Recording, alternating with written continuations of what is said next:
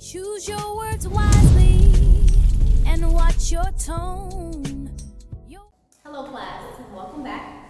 Today's class is going to focus on something that is very culture specific. It's very important that you listen, because as you adopt the English language, you're also adopting the English culture, an American culture, which is very different from the cultures around the world. So in English and in America, we are very culture specific, and so our language is not tonal, but it is based on the choices that you make and the way you say those words and in the context that you use them.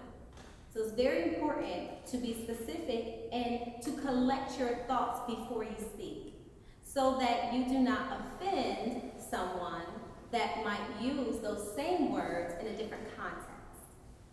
So, for example, if you were to say hello, the tone in which you say hello has to be one that does not provoke an offense, but actually provokes a response of communication in a way that you want to communicate with them further. So if you were to say hello with a sarcastic undertone, the individual that you're speaking to would automatically be put off and would respond in an offensive way. And not in a friendly way, even if you meant what you said from your heart to be friendly. So in other cultures, their language is tonal, in which they could say the same word in different tones, different pitches, and it means something different.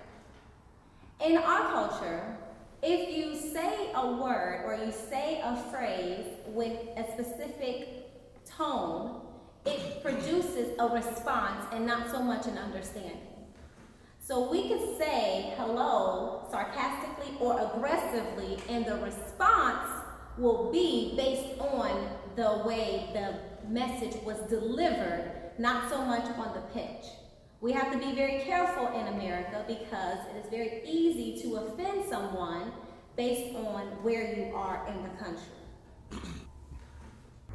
And then also consider different parts of the country use colloquial terms that mean something specific and endearing to their culture, and it doesn't mean the same thing to someone in a different part of the country.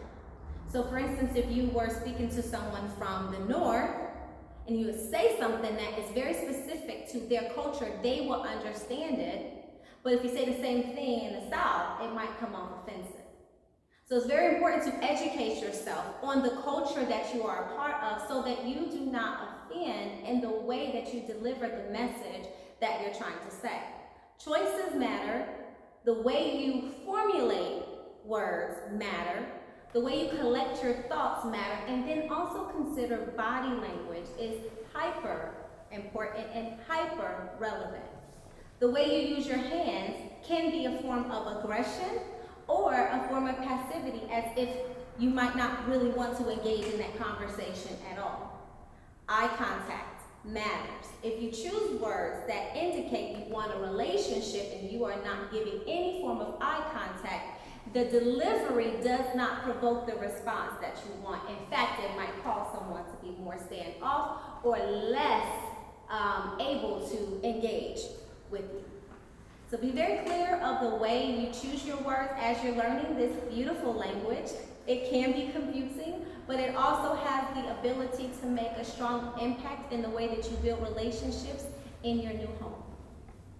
This home can be beautiful, it can be life-giving, and it can also at the same time put you in a position of isolation, because you won't know how to communicate effectively if you do not desire to choose your words with careful instruction and with wisdom, and then also consider how you want to build relationships.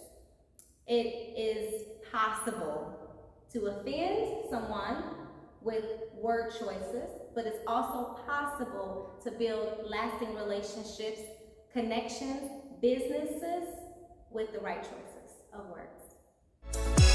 The power of words, it's amazing, the power